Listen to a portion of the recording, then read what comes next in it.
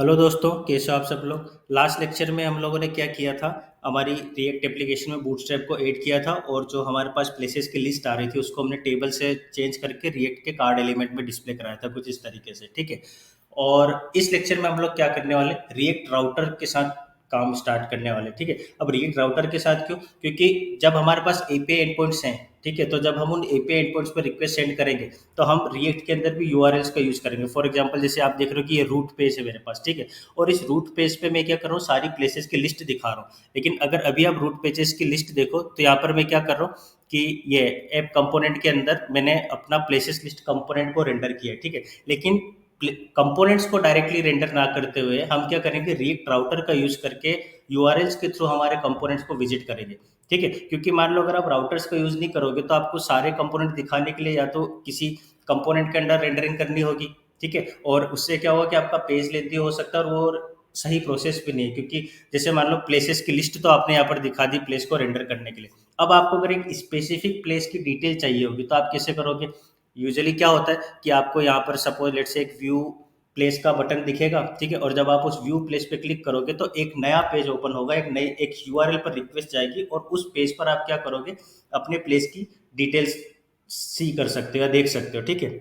तो इस तरह की चीज़ों के लिए हमको रिएक्ट राउटर का यूज़ करना होगा, ठीक है। तो चलो स्टार्ट करते हैं हम रिएक्ट राउटर का कैसे यूज़ कर सकते हैं। तो सबसे पहले तो देखो, ये जो app.js में आपकी जो बूटस्ट्रैप है आप इसको हटा दो यहाँ से, ठीक है।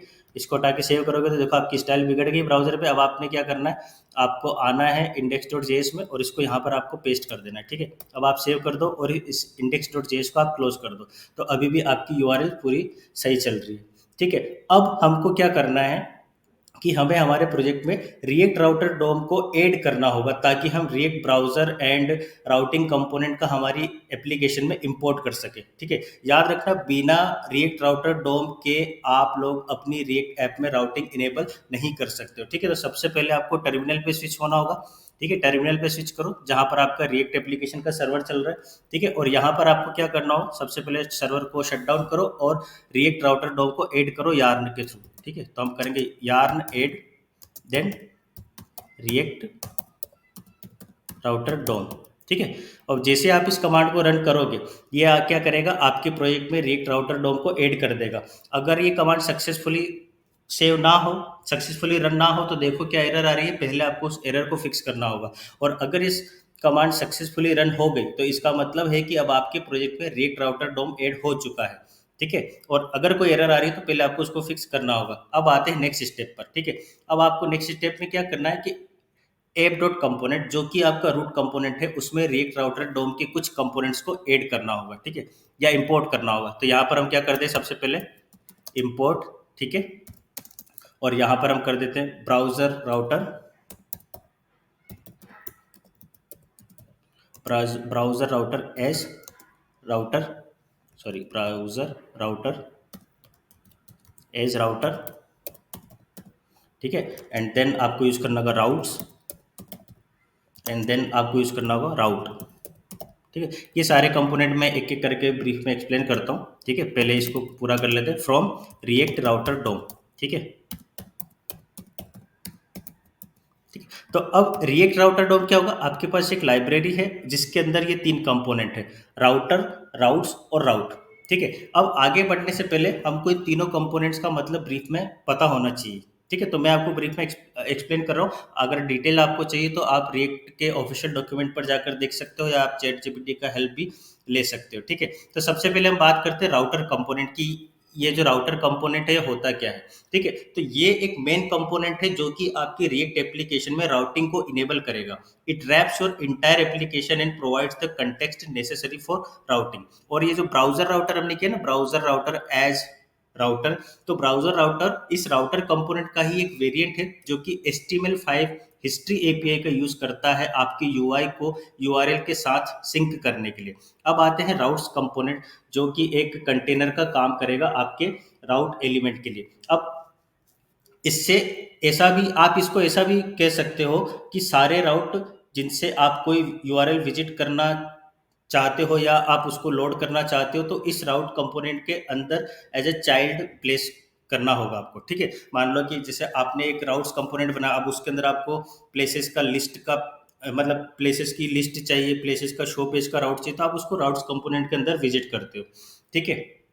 और राउट्स कंपोनेंट ही ये मेक श्योर करता है कि करंटली कौन सा राउट एक्टिव है, एंड उसके अकॉर्डिंग रेस्पेक्टिव कंपोनेंट्स को ब्राउजर पर रेंडर करने करेगा बेस्ड अपॉन द यूआरएल, ठीक है। अब लास्ट में आता है राउट कंपोनेंट, और ये कंपोनेंट एक इंडिविजुअल राउट को डिफाइन करता है, और बेसिकली इसके दो मेन प्रॉपर्टीज होती हैं जिनको एक्सेप्ट करता है। पहला होता है पाथ, जो कि आपका यूआरएल होगा, और दूसरा होगा एलिमेंट, जो कि ये डिफाइन करेगा कि आप गिवन यूआरएल विजिट करोगे तो आपको कौन सा कंपोनेंट रेंडर करवाना है, या जब आप उस पाथ पे जाओगे तो आपको कौन से कंपोनेंट की डिटेल्स आपको चेक करनी है, ठीक है। वैसे मैंने बहुत ही ब्रीफ में डिस्क्रिप्शन दिया है इन रिएक्ट राउटर कंपोनेंट्स का। अगर आप डिटेल में जाना चाहते हो तो आप रिएक्ट का ऑफिशियल डॉक्यूमेंट पर जाकर चेक कर सकते हो। वैसे जितना अभी मैंने बताया ना, उतना डिस्क्रिप्शन काफ़ी है स्टार्ट करने के लिए, ठीक है। और जैसे जैसे हम आगे बढ़ते जाएंगे हमारी एप्लीकेशन के डेवलपमेंट में, हम इन कंपोनेंट्स को और डीप में समझते जाएंगे, ठीक है। तो ये हो गया हमारा रिएक्ट राउटर डोम का।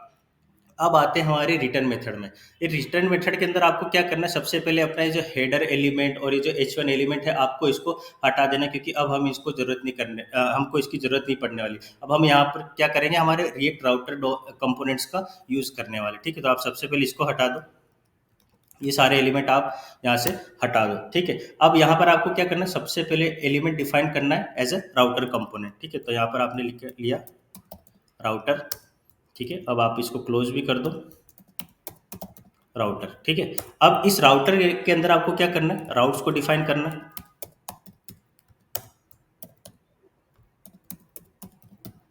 राउट्स को, ठीक है।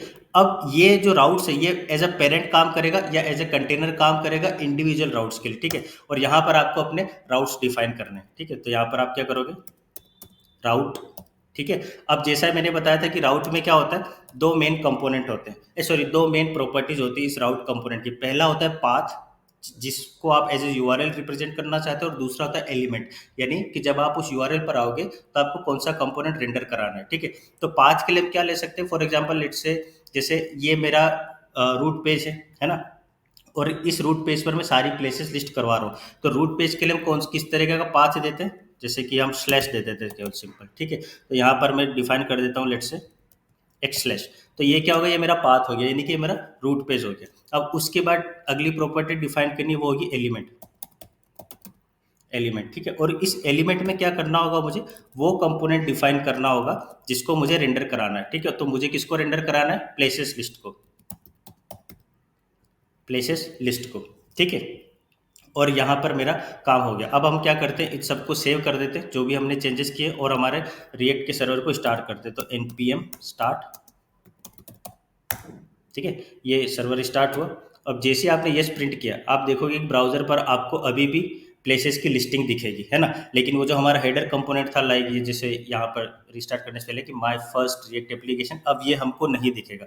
अब यहाँ पर आप देखो, हम लोग क्या देख रहे हैं, सारी प्लेसेस की लिस्ट दिखा रहे हैं हम, और किसका यूज़ करके, अब हम मतलब स्टेटिकली प्लेसेस लिस्ट कंपोनेंट को रेंडर करके शो नहीं करा रहे हैं, हम क्या कर रहे हैं, डायनेमिक वे में यूआरएल के थ्रू विजिट कर रहे हैं इन प्लेसेस कंपोनेंट को, और यही हमको चाहिए था, ठीक है।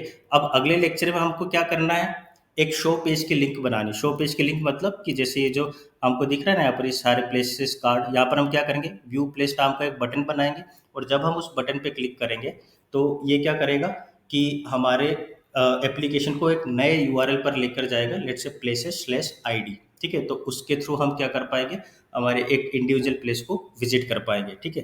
तो तब तक के लिए आप इस लेक्चर को फॉलो करो और अपने प्रोजेक्ट में रीट राउटर को इम्प्लीमेंट करो, ठीक है। और अपन मिलते हैं अगले लेक्चर में, तब तक के लिए tata, goodbye, take care, stay safe.